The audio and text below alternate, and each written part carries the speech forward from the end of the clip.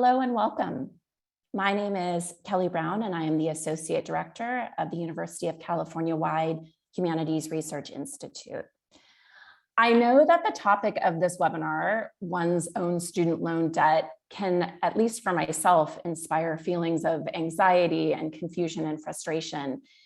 And on behalf of those of us presenting today, as well as those of us behind the scenes, we're just so glad that you could join us for this important webinar. Today's webinar is a statewide collaboration, and I just want to first thank UCHRI, UC Irvine, and the UC Office of the President for supporting this workshop and conversation. And in particular, I'd like to thank Jean Shepper, who you will meet in a minute, a faculty member and department chair at UC Irvine, who first came to me a couple of weeks ago with news of program revisions to the Public Service Loan Forgiveness Program. And knowing that we're both professionally and personally invested in this topic, said that we should do something. So I'm really glad that she did. And Jean, it's been lovely working together on this. A warm thank you to Jay Austin, who is joining us from the East Coast. And we'll be talking a bit about good versus bad debt and how bad debt perpetuates the failure to diversify enrollment in grad programs and also participation in the professoriate. And a huge thank you to our colleagues at the UC Office of the President, and in particular, Shawn and Ari Medina, who within an hour or two of receiving my email asking if they would be willing to participate in such a webinar, they enthusiastically responded that they'd be happy to take this on. And I also want to acknowledge Jamal and Dolores Niccolai, who are also at the Office of the President, who will be answering your questions live in the Q&A, and I'll talk about that in a minute. I just want to acknowledge we really appreciate having all of their expertise in this space. And lastly, as always, a big thank you to UCHRI staff working behind the scenes to make this webinar happen. So I'd like to give a sense of what the next hour and a half will look like. We plan to begin with about 15 minutes of framing remarks and some personal debt stories to help give a bit of context and shape as to why this program is so important, and also to acknowledge in a public way the impact of educational student debt on individual lives. We read the statistics, for example, over 43 million Americans have student loan debt, but oftentimes the individual gets lost in this. Shawn and Apri at UCOP will then present for about 25 minutes on the Public Service Loan Forgiveness Program and some of the recent changes, addressing some of the common barriers and questions, and then we'll have Q&A for about 20 minutes after that. We are recording this conversation and we will share this on our website early next week so that you can rewatch it, so that you can share it with others, and we hope that you will do so. So questions and answers, and we know that you all have a lot of questions. If you submitted questions when you registered for the Zoom event, we have those questions. If you submitted questions via the email link on our website, we also have those. If you have questions that you want to ask during this presentation, please submit them via the Q&A option, not the chat. So again, please submit any questions that you have via the Q&A option, as Jamal and Dolores will be monitoring that space for them. And we received, I should say, a lot of questions, so it is unlikely that we'll be able to get to all of them now, but we will work to do so, as best as we can, and we will share any information that follows afterwards on our website. As you may have noticed, we do have the chat open for you all to use, and we invite you to use that space to share your story, to give words of encouragement to others. If you've made it through the Public Service Loan Forgiveness Program, please share that. We would love to know. We just would ask that you abide by common rules of community engagement, that you are respectful in language and address in the chat. So one caveat, that's an important one before Jean introduces herself. None of us here today are lawyers, and we're also not Department of Education experts in the Public Service Loan Forgiveness Program. Our UCOP colleagues are experts in student financial aid and support, and they are very familiar with the program. So we hope and expect that today's information will be of great use to you, but please do know that some individual situations will require that you go directly to the federal government to get further assistance. Thank you, Kelly, and welcome everyone to this conversation about changes to the Public Service Loan Forgiveness Program. I'm Jean Shepper, Associate Professor and Chair of the Department of Gender and Sexuality Studies at UC Irvine. I'm here first and foremost, however, as someone who carries the burden and stress of education debt every day. I believe in borrowers helping other borrowers. So I'm sharing my debt story today because I think we need to destigmatize debt and understand how debt works. I took out over $70,000 in student loans. The average now for doctoral students is in the mid-90s. I've been paying off my loans for more than 16 years with one unemployment deferment. And I even started paying interest while I was a graduate student. And I still owe over $57,000. There's no room for shame around debt. Most of this debt financed my PhD at UC Santa Barbara. There are people in my cohort who carry debt in the six figures. We were all funded with fellowships and TA-ships, and that still did not cover the cost of living. Over the years, I've taught as a TA, part-time lecturer, and postdoctoral fellow at the University of Maryland, UC Santa Barbara, University of Michigan Flint, the University of Houston, and now as a tenured professor at UC Irvine. In other words, I accumulated debt at public schools that are supposed to be affordable, and I've only ever worked in public service over these many years. But I've never been able to navigate or qualify for the public service loan forgiveness program. So today, I want to help other borrowers like myself who've been discouraged, denied, frustrated, or confused by the process. So today's practical. It's meant to introduce those who didn't know about the program to the program and to amplify these new changes and expansion of eligibility that have opened over the next 12 months that will hopefully make many of us who weren't previously eligible or were previously denied now able to access loan forgiveness. But make no mistake, we're still fighting for broad-based cancellation of student debt for all borrowers. So this is a step. It's only the beginning, but it's an important one. And by getting the word out to as many people as possible, you can not only change people's lives, but you can show what a difference debt cancellation makes and work to cancel more debt. Debt is a barrier to class, race, and gender diversity in the academy. Debt's not about personal failure. It's about structures of inequality. And we need to talk more about how debt works as a gatekeeper for working class, first-gen students, women, gender nonconforming students, and students of color. Debt is redlining our schools. It's creating a barrier to education and a barrier to diversifying our faculty.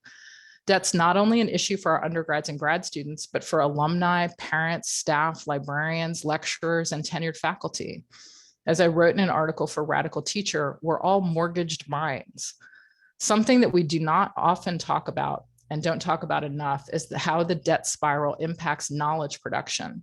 What are the effects of debt on the kinds of areas of study that are being taken up and by whom? The unequal distribution of debt across disciplines is raised, gendered, and a part of the debt spiral. Grad students rely almost twice as much on loans as undergrads. Black, Hispanic, and American Indian doctoral recipients have substantially higher education-related debts than other students. Women collect more in student loan debts than men in doctoral programs. Debt is accumulated differently across disciplines, and it's concentrated in areas with low levels of university funding. The PhD fields that students of color and underrepresented students gravitate towards, the humanities and the social sciences, consistently offer lower salaries than faculty in science engineering. So we know that conditions of race and gendered violence rely on economic inequalities, and the debt spiral contributes to these conditions as well. So going forward, we hope to have more conversations with you about debt, the debt spiral, economic injustice, precarity, and the defunding of public education. The expansion of loan forgiveness was made possible because debtors came together and organized. It's thanks to activists and organizers like the Debt Collective, Student Debt Crisis, Student Loan Justice, Shared Harvest, our unions, and others that we're here today. So Kelly and I want to stay in conversation with our UC community about education debt and hope to create opportunities where we as a community can come together to refine our understanding of the forces that have contributed to the current conditions, while collectively imagining a truly just, affordable, and equitable system of access to higher education in this country. So thank you again for coming, and thanks to everyone who really made this webinar possible. And now I'm going to turn it back to Kelly. Can you say a few words about what brought you to the work on debt? Yes, thank you, Jean, for that. You know, my story isn't that different from Jean's in some ways. I went to a small private liberal arts college for undergrad. I went to Lewis and Clark College in Portland, Oregon, and I remember writing my admissions essay and trying to complete the FAFSA right around the time that my mother became the first person in our entire family to finish college. And so I'm not exactly first gen, but close enough to feel the challenges of not knowing exactly what loans and financial aid, and frankly, even college were all about. Lewis and Clark, they supported my enrollment with a lot of grants and fellowships and need-based aid so that I graduated with a bachelor's with under $20,000 of debt. I probably owed around $15,000. And so once I started working, it felt like I would be able to pay it off in a reasonable amount of time. After that, I attended CSU Sacramento on a fellowship program in public policy, and they covered all of my tuition expenses and gave me a monthly stipend that was quite livable, so I didn't need to take out any loans to support myself in that master's program. My real debt journey began when I decided, after working in state and local government for about 5 years, to pursue a PhD. I attended UC Santa Cruz pursuing a PhD in literature, and in my first year there, realized that a fully funded program didn't necessarily mean what I thought it did. I found myself in a situation where I needed to try and live on $1,600 a month in one of the most difficult and expensive housing markets in the country. And I basically had to decide between taking out loans to cover what wasn't covered by the stipend, utilizing outside financial support, or taking on a second or a potentially even a third job. And so although my family, they were supportive emotionally of my program, they weren't in a financial position to supplement my income. And I felt at that time like taking on additional jobs wouldn't allow me to take the job of being a doctoral student and a teaching assistant as seriously as I think it should be taken. Doing a PhD was the whole reason I left a career in government. And so I took out loans. I am 6 figures in debt, and I do not think I can say out loud exactly how much debt I am in. I will just say that I am solidly 6 figures in debt, and that I could take an entire year's salary and pay back my loans and still be in debt. So at this point, I'm 10 years out from graduating with my PhD, and I've had to process my feelings around this debt in order to confront managing it. And I'll just say, for 2 years after graduating, I couldn't even emotionally do that. And so I lost those 2 years that I could have potentially been in the public service loan forgiveness program because I couldn't handle it. My educational, and I share this in case others feel the same way, my educational debt, it feels intensely present. It's this thing that hangs over me. And just when I think that maybe I could consider doing something like applying for a home loan, the debt reminds me, no, you're not. And yet the debt also feels at the same time worlds away, like it's in some other galaxy that I'll never see or be able to process. And as I've been working through these feelings, it's not lost on me, certainly the irony isn't, that I come from a family of public servants and what that means. My family are public school teachers and community college instructors. They're state and university staff who work to make statewide workers' compensation programs more accessible for undocumented workers, or who manage the physical infrastructure at UCSF to keep machines running, and of veterans, of many men who have served in US conflicts going back to the Civil War. And as I think about this, I wonder, who's in debt to whom? I think about how pursuing an advanced degree has not only allowed me to pursue my own intellectual interest and to support financially my family, which I should add isn't necessarily the case for all PhDs, but that's perhaps best suited for another conversation. But it has positioned me to develop and run programs that have positively impacted the career trajectory of thousands of grad students across the system. Or it's allowed me to develop national and international collaborations that have resulted in partnerships, curricula, and other forms of knowledge creation. And again, I wonder, who's in debt to whom? I'll just end by saying that I am enormously grateful for the promise of the Public Service Loan Forgiveness Program. And I'm also quite proud that the UC is hosting this conversation. As the foremost public university system in the world, I think we have an incredible responsibility and also opportunity to help our community with this. Thank you so much, Kelly. So I want to introduce J.L. Austin. J.L. Austin is the executive director for of the Institute for Reaffirming Individuals Supporting Education, RISE Alliance, at the Law School Admissions Council. RISE focuses on how the lived narratives and layers of personal identities of admissions professionals and other law school staff can be influential in the building and retention of the legal education pipeline. It's hard to summarize or fully convey the significance of Jay Austin's career impact. Prior to joining the Law School Admission Council, he was the Senior Associate Dean of Enrollment and Financial Aid at Rutgers Law School, as well as overseeing admission and financial aid at UC Irvine School of Law, the Azerbaijan Diplomatic Academy, Penn State School of Law, UPenn School of Law, UC Hastings School of Law, and was an admissions officer at Columbia University School of Law and Columbia School of Business. Jay Austin has extensive leadership experience, including president of the Black Faculty and Staff Association at UC Irvine and chair of the LGBTQ board at the University of Pennsylvania.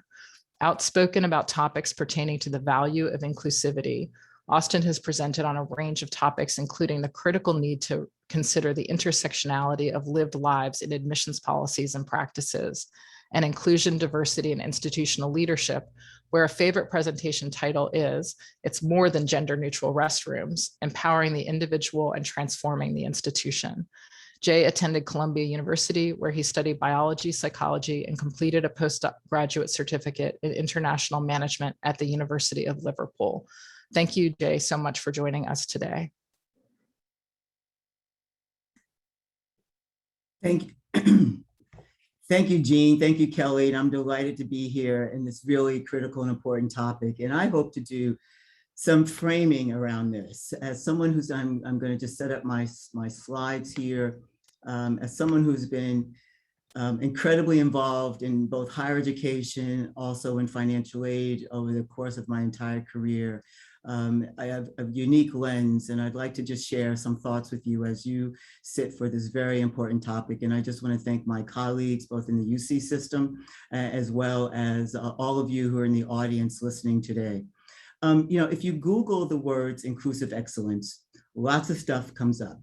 And if you drill down, you'll likely come away recognizing that the concept of inclusive excellence is often the words used to describe the strategic framework that organizations develop to advance a wide range of diversity initiatives. Many of us in higher education understand the enormous value and opportunity when using strategic tactics framed by inclusive excellence as a roadmap to achieve the institution's aspirational goals, especially those that center around access, diversity, and equity.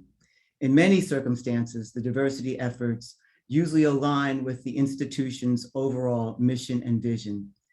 During my career in higher education, I've served on many committees tasked with identifying and developing policies and practices specifically for enrollment goals. And as a longtime chief admissions officer and financial aid administrator, there has always been enrollment and financial goals. One critical enrollment goal is representation, and I say representation in enrollment. And what does that mean often? Increase the representation from various demographic groups. Representation also includes enrolling a larger percentage of students identified as Pell Grant recipients, thus providing greater access for students who come from lower socioeconomic backgrounds. Representation may include increasing the number of first-gen students with a wide range of the multitude of identities that is often found in first-gens. Representation may include having a student body that is recruited from a wider geographical distribution. Representation may include the need to pivot around the perceived mission of the school. For example, if a school has been viewed as a destination for those seeking a STEM degree, through strategic tactics, the school may try to strengthen and increase enrollment in other departments like the humanities and social sciences. Or representation may mean having a greater presence of transfer students from community colleges. I also like to think of representation as being connected to the community the campus serves. And that may mean increasing the design of innovative on-campus residential living as mixed-use affordable housing and retail space for the surrounding community. So in higher education, improving representation will likely extend to efforts beyond the composition of the student body, as to diversify the entire campus community, the professional and administrative staff, and of course, the faculty, especially the tenured faculty. There is extensive body of research about how student success, including retention and graduation rates, are impacted by the academic and relational connections with their faculty. The path to joining the ranks of the tenured professoriate requires obtaining several academic degrees and 99% of the time having an acceptable portfolio of published academic scholarship. The academic degrees found among many tenured faculties include a PhD, and you'll also find JD, MDs, as well as faculty members who have multiple terminal degrees, such as a JD/PhD or an MD/PhD. With my service at the nexus of enrollment and financial aid, along with my own unwavering commitment to ensure through transparent, equitable, and legally sound practices, our academic institutions reflect all the facets of our society, my longevity has given me a unique lens. Next slide, sorry. Oh, get my slides to move here.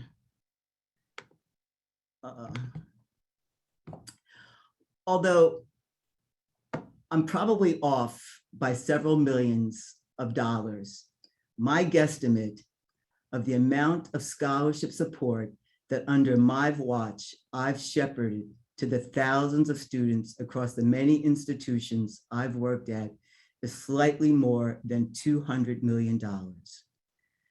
That sounds like an absurd amount of money, yet what gnaws at my soul is the firsthand knowledge of the amount of educational debt that under my watch the same group of thousands of students incurred. Educational debt, is it an excellent ROI or is it stifling? It doesn't take much research to find some of the averages of today's debt amounts that graduates face. Here's a quick overview, and I bet the figures have changed just in the time you're viewing this slide.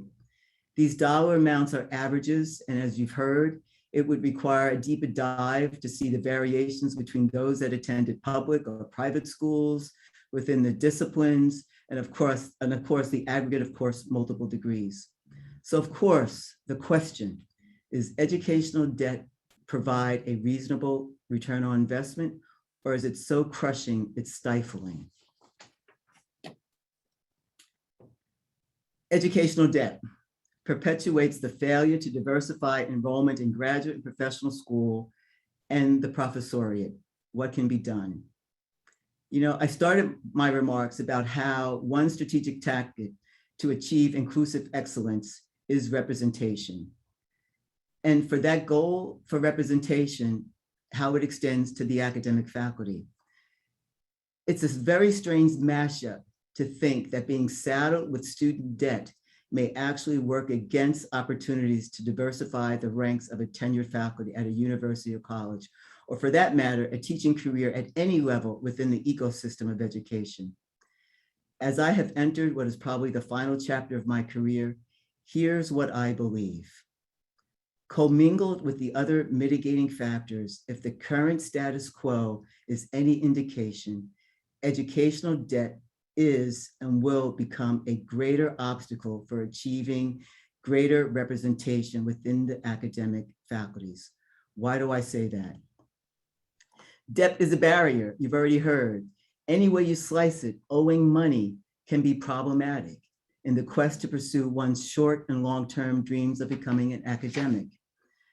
Furthermore, there's lots of data about the disparities among those with student debt, disparities across race and ethnicity. Some demographic groups have higher borrowing amounts, higher default rates.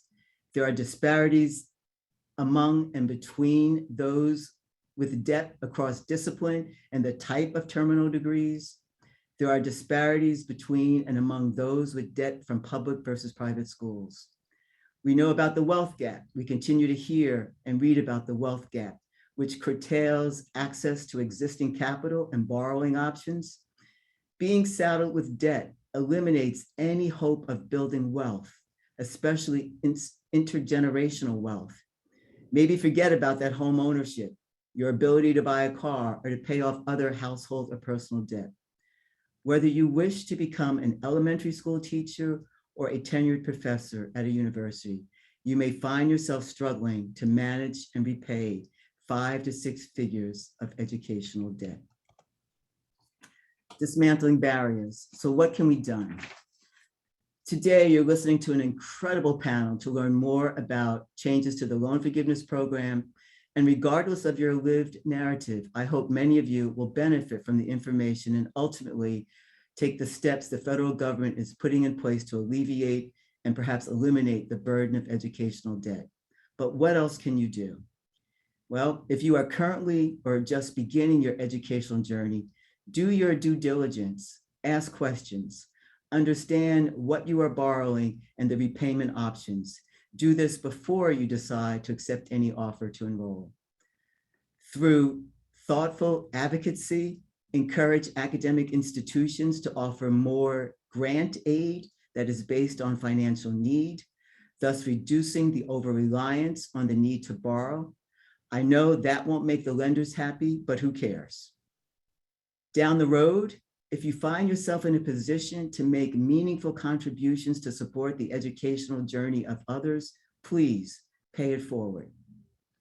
Finally, I'm not saying you should never have educational debt. It's likely you will, or you already have some.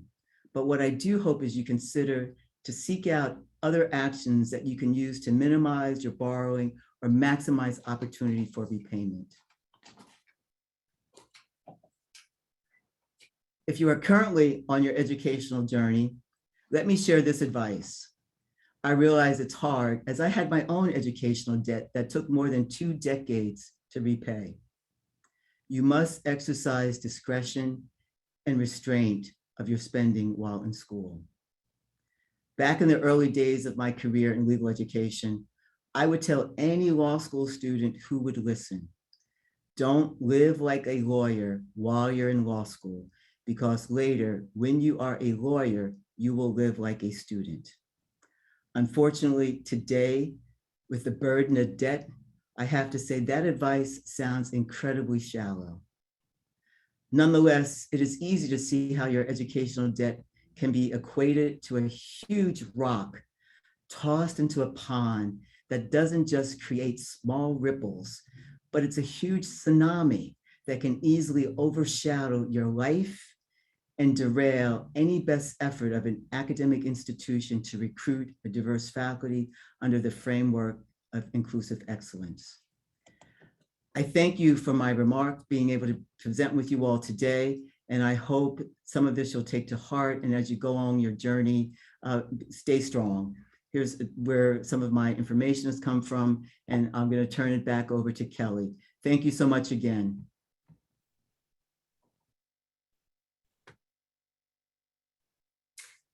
Thank you, Jay. Welcome, everyone. Welcome to the UC community. My name is Shawn Brick, and I'm the Executive Director of Student Financial Support here at the UC Office of the President. And we're happy for you to join us and want to thank the Humanities Research Institute for this opportunity. Our presentation today borrows heavily from a similar presentation by the Department of Education, and just want to give credit where credit is due. And speaking of giving credit where credit is due, I am joined today by 3 of my team members, Ari Medina, who will be presenting the core of the content today, as well as Jamal Collins and Dolores Niccolai, who are in the Q&A and responding, helping to respond to the questions in the Q&A. We put our heads together just before this presentation and added up our years of financial aid, and we represent about 89 years worth of financial aid experience. So we hope we can help answer some of your questions. Before we start, just a few housekeeping items, some of which we've addressed, but just to reiterate, please put your questions in the Q&A function in Zoom, not the chat. However, also know that everyone who is attending the webinar can see what's in the Q&A. So please do not put personally identifiable information in there if you don't want it to be seen by the other attendees. We, like I said, have Jamal and Dolores in the chat who will be either trying to answer the questions in the chat, in the Q&A, or reserving some of them for us to address verbally later.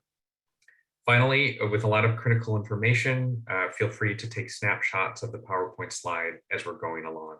And as I think as Kelly said, they will be posting a link to this webinar after the fact. The Public Service Loan Forgiveness Program, or PSLF, as we'll sometimes refer to it this afternoon, was established in 2007. And the University of California was very excited about the program since so many of our current and former students have student loan debt. At the undergraduate level, our financial aid policies assume that students will take out a manageable amount of debt during the course of their education. And at the graduate level, particularly in our graduate professional degree programs, student loans are a primary means of financing that education.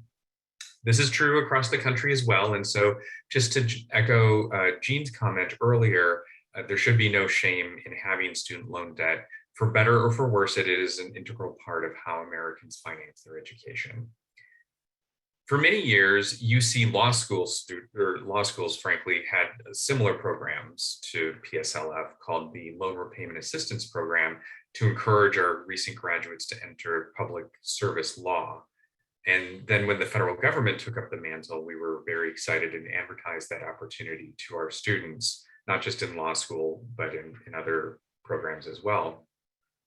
Furthermore, as a qualifying employer, UC Human Resources has had information about PSLF on our system-wide websites for a decade now. Since it takes 10 years of qualifying payments for the loan forgiveness to kick in, we did not know about all of the problems with the program until 2017, when it became apparent that qualifying included many unnecessary hurdles to qualify for the forgiveness. Since then, we've been advocating for improvements to the program, most recently at a public hearing in spring with the incoming Biden Department of Education and in collaboration with our federal government relations colleagues.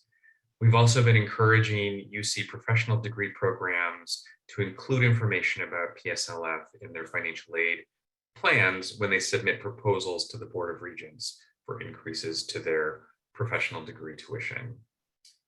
And today we will provide you with an overview of the program and some timely updates for qualifying. But before I turn things over to my colleagues, I do want to say two things in the way of managing your expectations for this webinar. The first is, this is still a bureaucratic process and one that you will need to strap in for the long ride. If you take anything from this webinar, though, I hope it will be encouragement to you that you will persist in pursuing what you're eligible for. The second is that our little team here of 4 is too small to really provide individualized assistance to borrowers. We'll do what we can to answer questions that we get in the Q&A at a high level in a way that hopefully will be relevant to many of you. But ultimately, you'll need to work with the federal government through their student loan servicers to qualify. And with that, I will now turn things over to Ari Medina, who is our Associate Director for Student Financial Support at UCOP. Apri. Thank you, Shawn. Hello, everybody. I realize I'm a little bit behind on time, so I'm going to go ahead and take us through the basic of the program as it currently stands in statute, and then we'll all go ahead and speak about the waiver. So this is just an image of all the different aspects of the current program as they stand. And we're going to get into, again, the exceptions in a few moments. The first thing I want to talk about is qualifying employment. The webinar, as we mentioned, is geared to UC staff and faculty and affiliates, but if you do not work for UC, know that these 3 areas represent qualifying employers. Again, we're not experts on types of employers, so if you're not certain, I would suggest conferring with your employer on their designation. For UC staff and faculty, good news. Your employer qualifies for PSLF. However, it does depend on whether you're considered full-time status. So what does full-time mean for this program? Well, full-time means working for 1 or more qualifying employers for an annual average of at least 30 hours per week. Or if you happen to be a contractual employee, for an employment period of 8 months, of at least 8 months, and an average of 30 hours per week. Or if the qualifying employment is with 2 or more employers, the number of hours the employer considers full-time. So as you'll see here, only direct loans qualify for this program, though there is a current waiver in place that I'll speak about in a moment on some exceptions to this.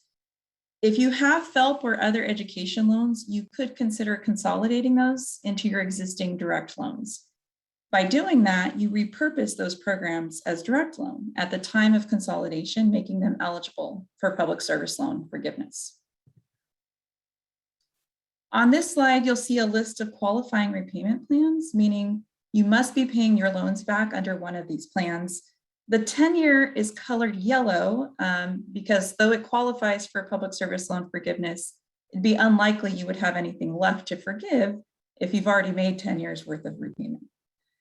So the others on the list are income contingent plans, which would stand to serve you as a benefit in terms of forgiveness for the remainder of your loan beyond 10 years.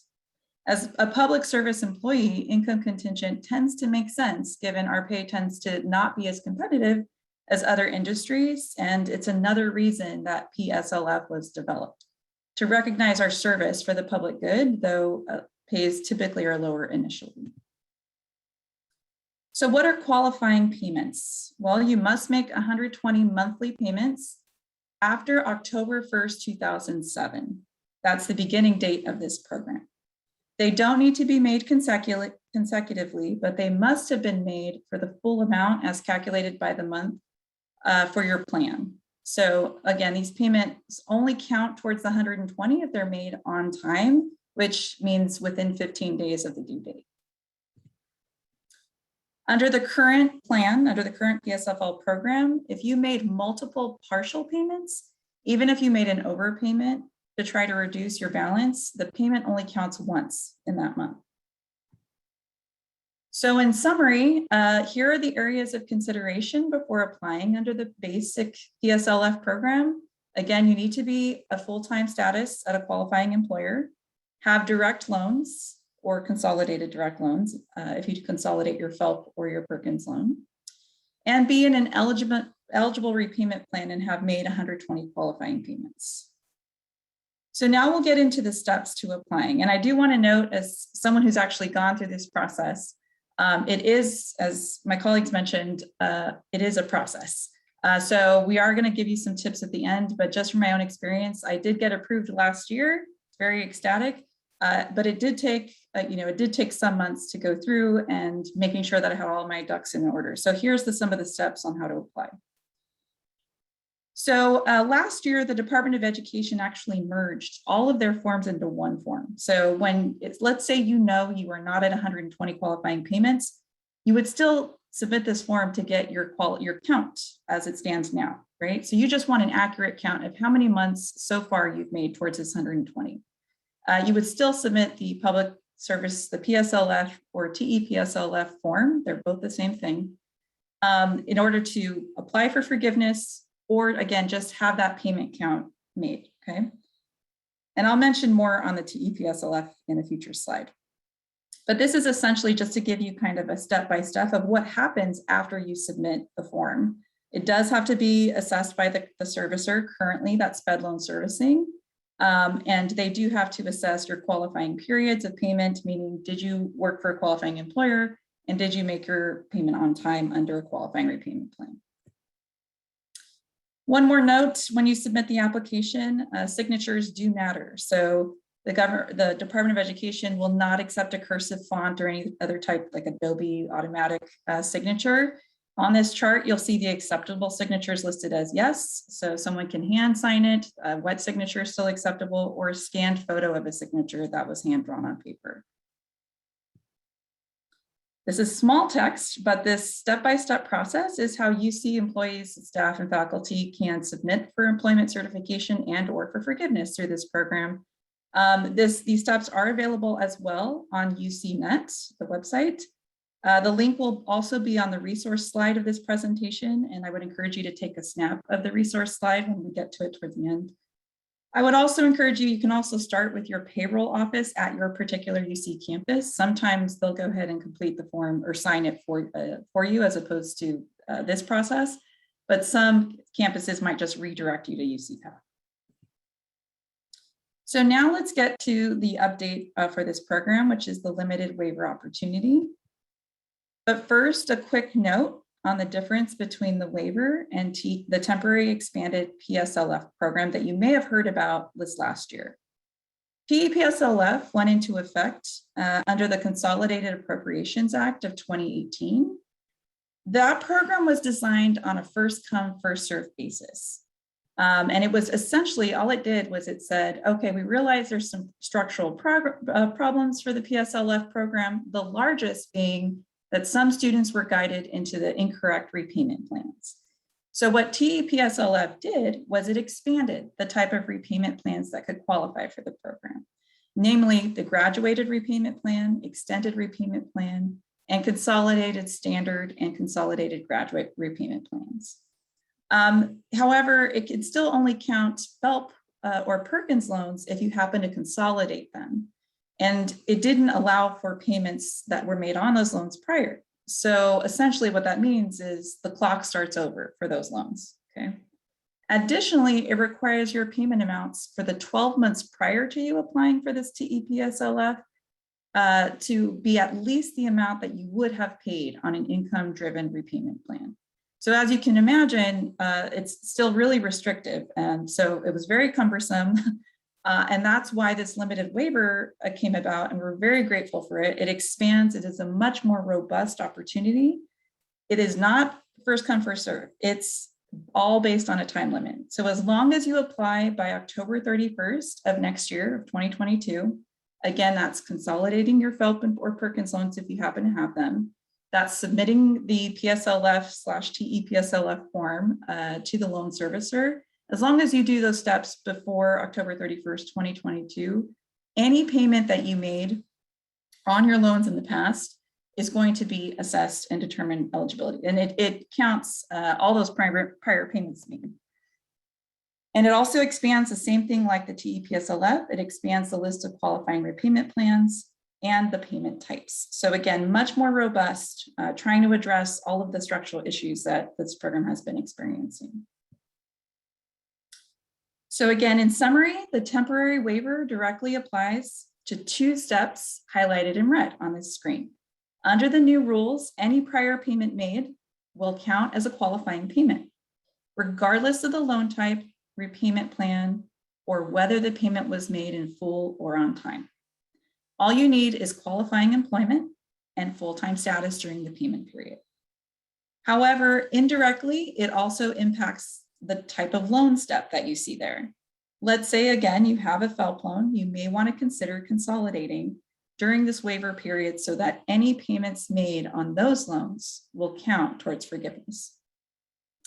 And that's important because you can't receive credit for payments under this limited time period if you consolidate after October 31st, 2022. So again, this next year is very critical if you find yourself in this situation. Be mindful that consolidating under the current program must be done cautiously.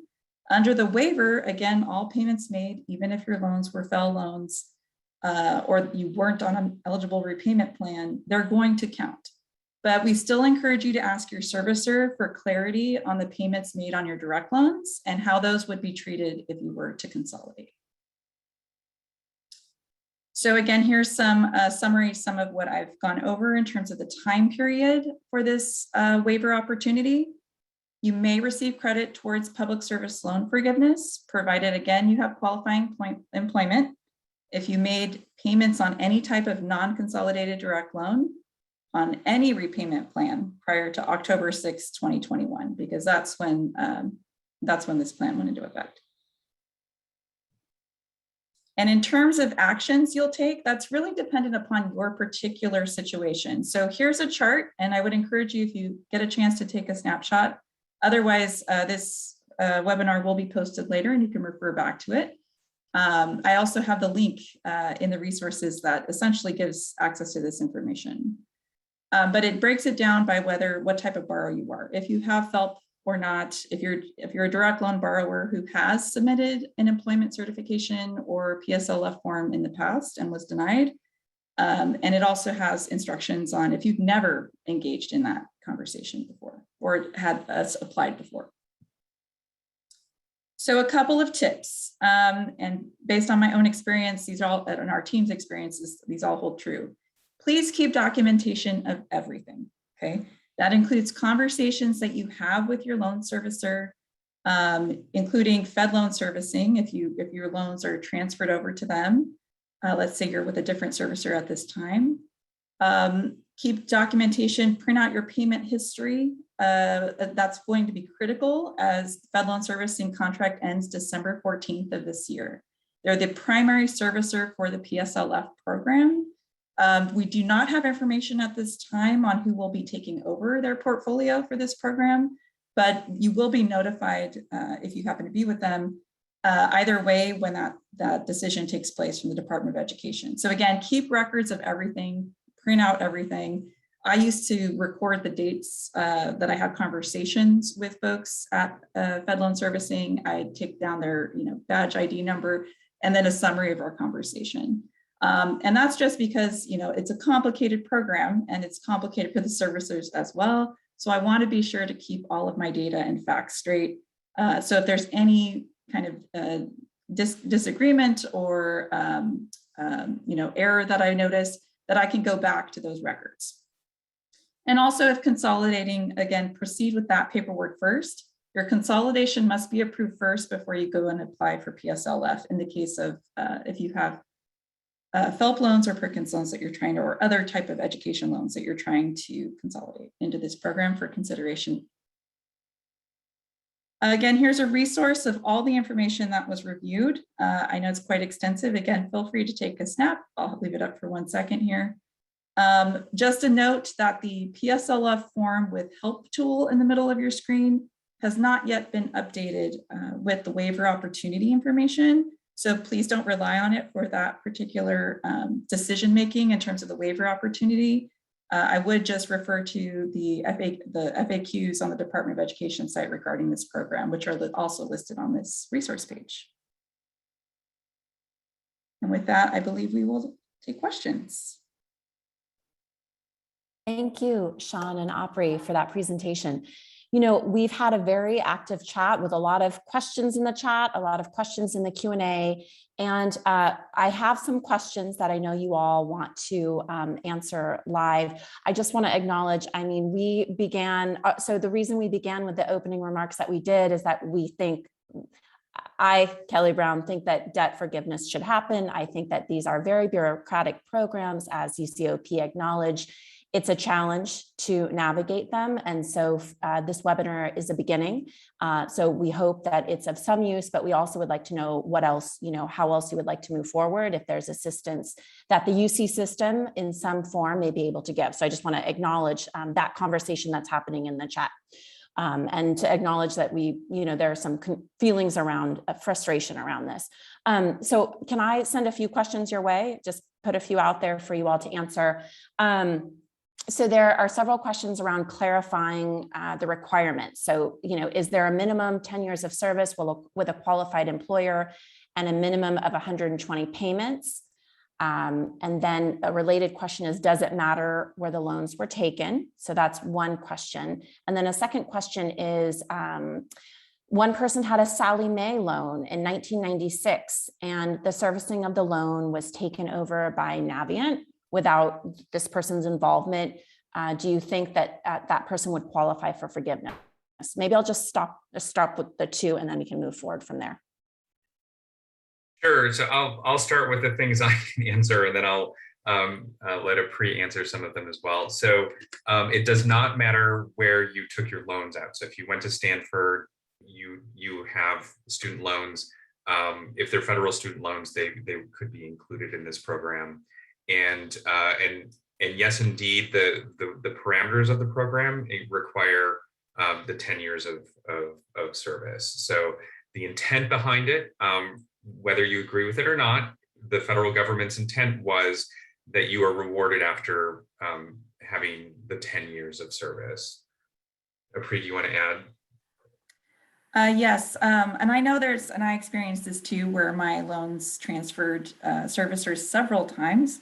What I would say is it's worth submitting the PSLF form at this time.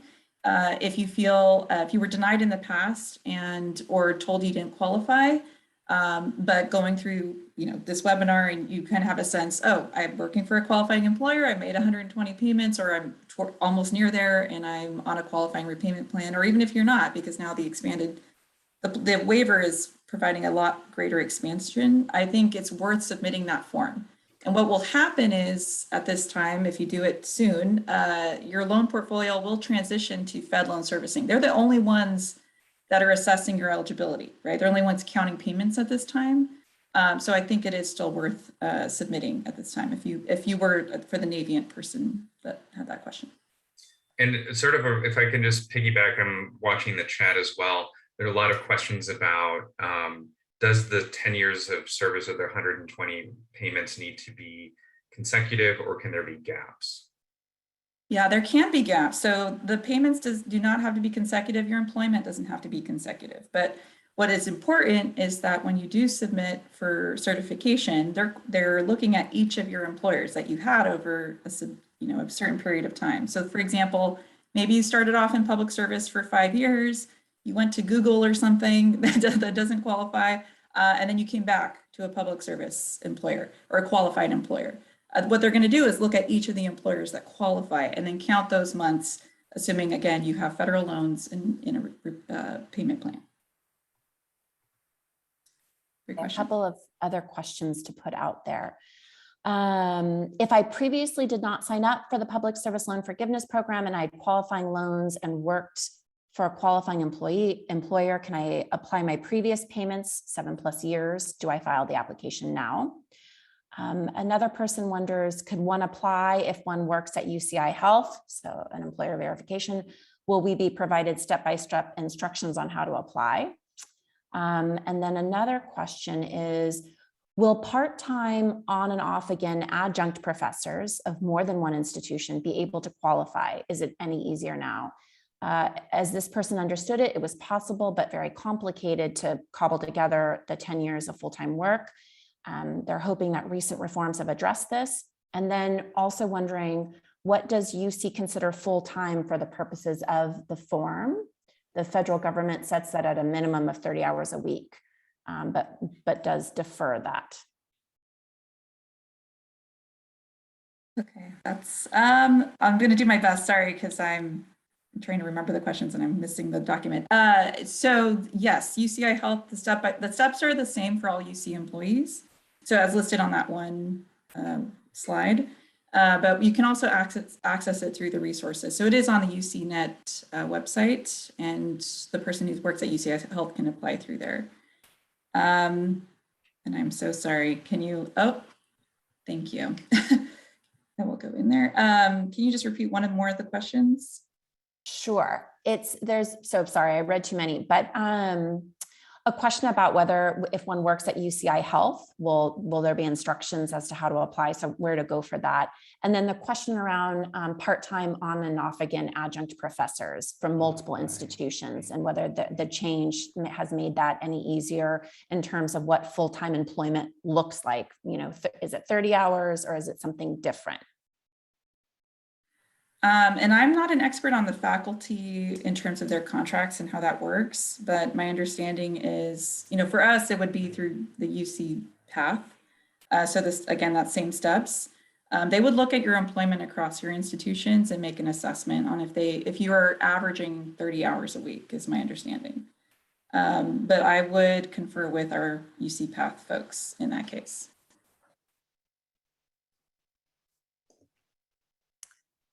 Okay. So here's a question. Has UCOP considered using this program and incorporating payment of student loans in conjunction with this program to strategically position themselves to attract talent? This program requires me to pay 15% of my income before taxes for 10 years to hopefully qualify on the other end. There is an opportunity to attract talent incorporating this program and potentially lower their overhead labor costs. So we certainly have been including information about PSLF in our recruitment of students to our programs. I'm wondering if what's behind the question is, would there be some interest in the institution matching that? Because this is a federal program, it's not a university program, right? So this is not a university program. That's always a difficult, that's always a difficult thing for an institution or financial aid administrator. Do you provide money on the back end, or would you, if you have that dollar, do you provide it on the front end? And with 40% of our undergraduate population qualifying for federal Pell Grants and experiencing basic needs insecurity, I think right now, first dollar would go to helping current students with their living expenses while they're enrolled, and really, advocate at the federal level for better and more generous programs to forgive the student loans that are taken out through the federal government. That said, there are some programs like the law schools I mentioned earlier that do have their own programs to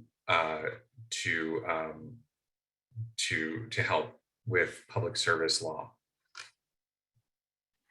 And I'm going to just mention, because I realized I forgot to say it during the presentation, but the payments that payments still count if you made a zero payment during this COVID time as well. So those do count as payments, even if they're a $0 payment because of the federal emergency.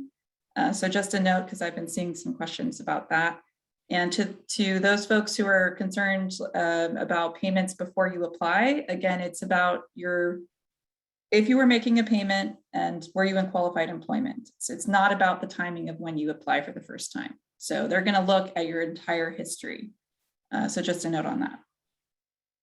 This might dovetail with that answer that you just gave. So here's a question. If we weren't in the correct repayment plan, but have been paying from undergrad to grad school completion, can we still qualify? It is not cost effective for me to be in the suggested repayment plan and cannot change into it. This person worked at UC from 1993 to 2009 and at a California community college as faculty from 2011 to the present.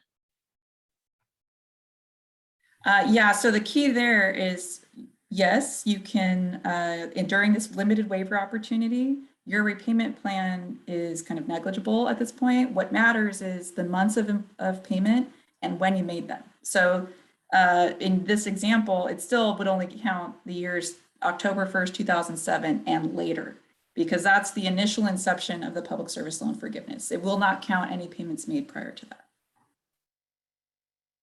So there are a lot of questions around what is public service, public education, politician, working in government department, like bus, transportation, parks and rec. Can you talk a little bit about what other types of roles qualify as public service? It depends on your employer, right? It's tied to the employer.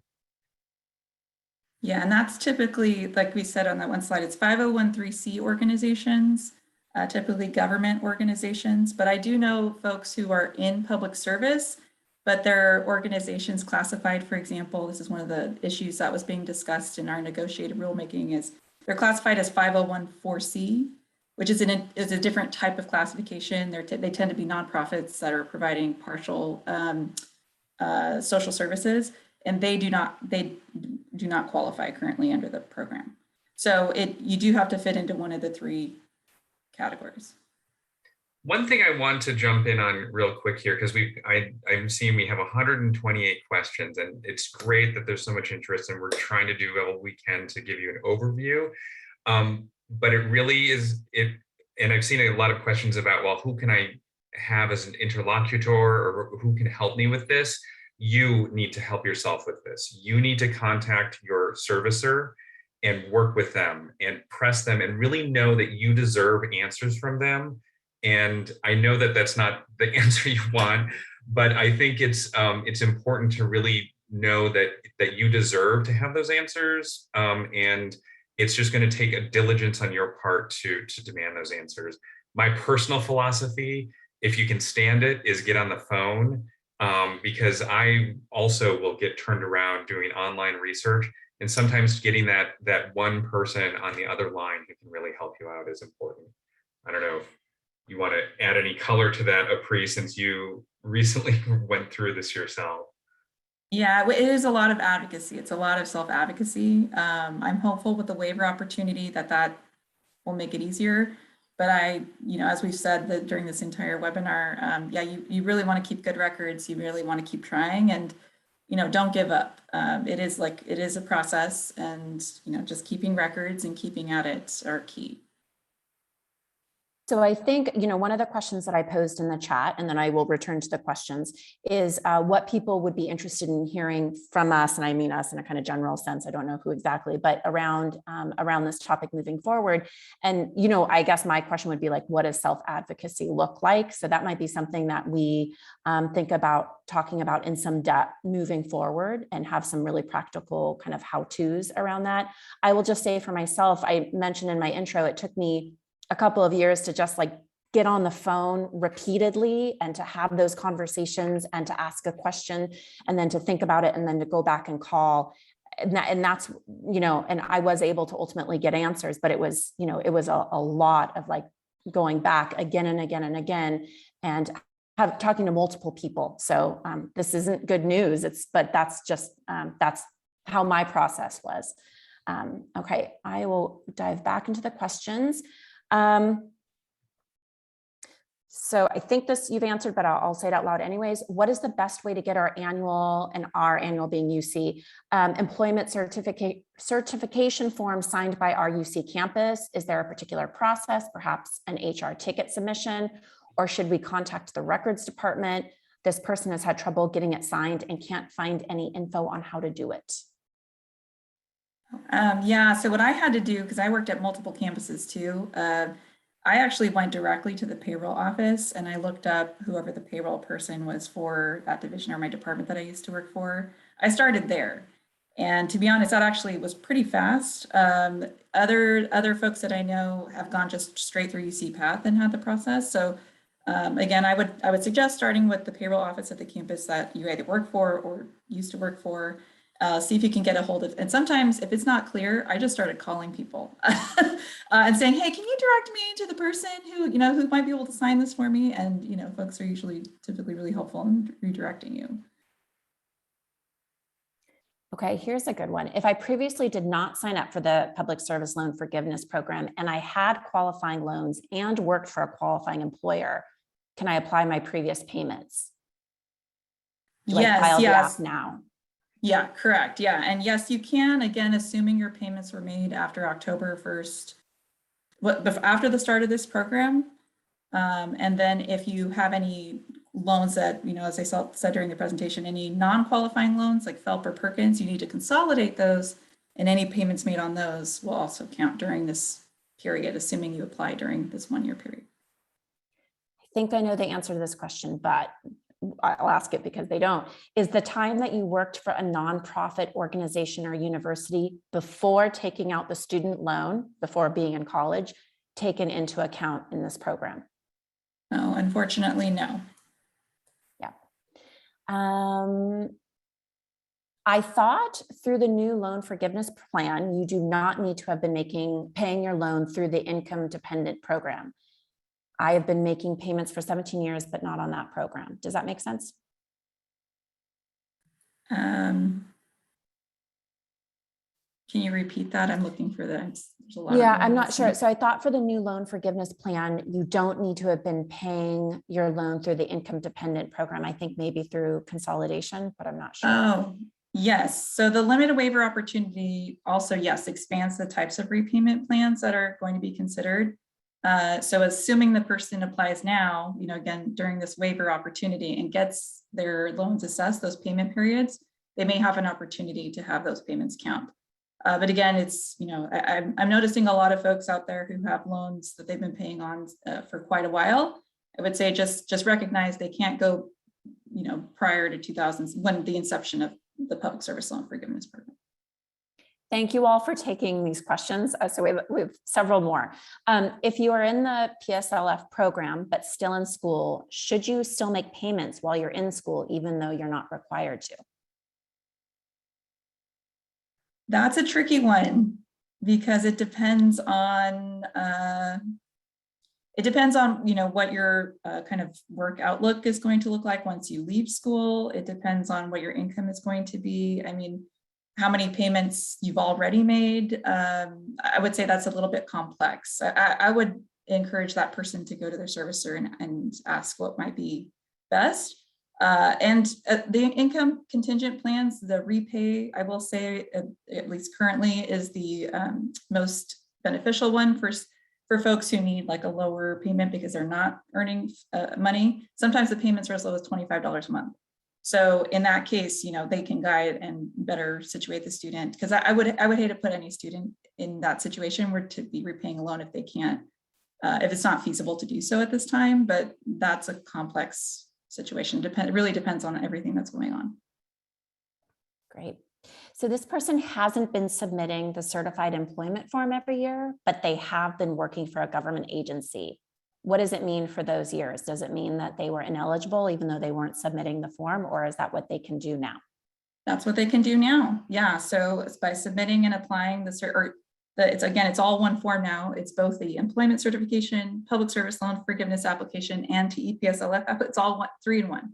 By submitting now, you have the opportunity to get those payments counted. Okay, here is a parent that took out a parent loan for two of her boys. One just recently graduated as a public servant at the UC. Can they, as a parent, apply for this loan forgiveness program since they co-signed for the loan? As far as I understand, unfortunately, parent loan is not part of this program. The program is strictly covering direct to student loans. The only type of plus loan would be a graduate plus loan, and that's because those loans are given directly to the graduate student, even though they're called plus loan. One person has a question around being married. Is your spouse's income considered when determining your eligibility for payment plans? Yes, I don't know the details behind it, but I do know that if you are married and you file as such, typically you're considered one person for the income contingent plan. There are more questions, but in some ways, some of them are so nitty gritty that I'm not sure how helpful it would be. Do either of you have any final questions that you've seen that you would like to answer? I think I did want to chime in and say, and just help me, affirm that this is correct. But my sense is one of the first things that people really need to do is go to the federal student loan site and make sure their own information is updated. Because in some cases, you'll be contacted about this, and in other cases, you'll have to be proactive about following up. Is that correct? Yes, absolutely. Thank you for that. And I think that might be a resource that I missed on the resource page. So yes, the very first step is you want to go take a look at your loan information and what contact information you have with the Department of Education. You access that through your studentaid.gov site.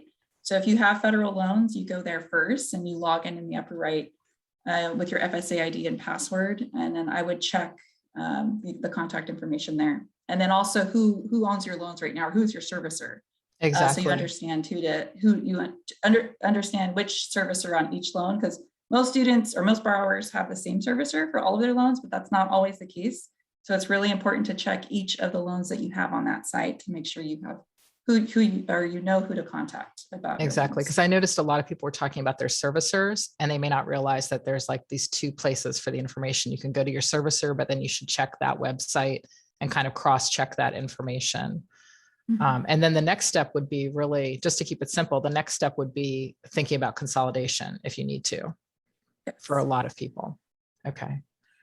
And then I think just to say it one more time, so at this point in time, it's not such a narrow view of which repayment plan counts, correct? So Correct. You can go back to that history of your payments and realize, this is, somebody asked what happened to you, Dr. Shepard. I was like, yeah, that's what happened to me, was I was not in the quote unquote correct repayment plan. And so I constantly got frustrated trying to navigate the process and weigh out the costs and benefits of this whole thing. And then I would only ever knew like one person who got it, so that was kind of like, I probably did qualify, but it was very discouraging and difficult to navigate. So anyway, now I'm going to be looking at this too, trying to figure out, okay, is everything consolidated? First of all, how many payments have I made on time that would be qualifying payments, and kind of go from there.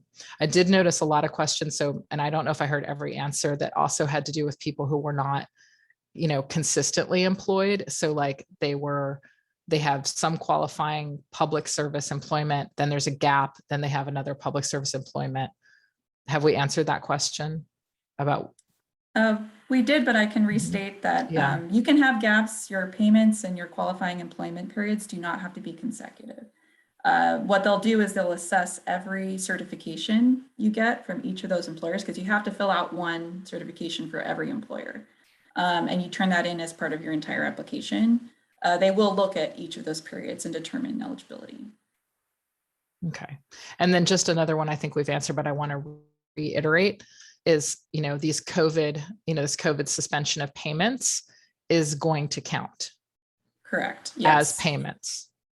Yes, So I just wanna make because sure of the that that's clear. emergency period, the federal emergency, any months that were designated by the federal government, that they will count towards the count, even if there is zero payment during this federal emergency period. Great. And I just want to say, I would love for us to be able to help everyone who has these very specific questions about your circumstances. And unfortunately, we just don't have that kind of bandwidth. Again, I hope that this information was helpful, at least giving you some guardrails about where to head and where to ask your questions. And again, I think to Kelly's point, it's almost like the most important piece here is to make sure that you are an advocate for yourself and make sure that you take on that responsibility of working directly with your servicer and the federal government to get the benefits that you deserve. So I wish we could have answered all 153 questions. There were so many, so much interest here, but thank you so much for the opportunity to share what we have been able to share. This has been great. I really appreciate that too. I think I do want to follow up to say that Kelly and I are going to be sending out this recording. And along with that, we're going to send some additional resources, because I think when we say self-advocacy, you're not alone in that. And there are debtors who are organizing, to help each other. So there are some additional resources we will supply if people need that more kind of, more kind of help with the advocacy.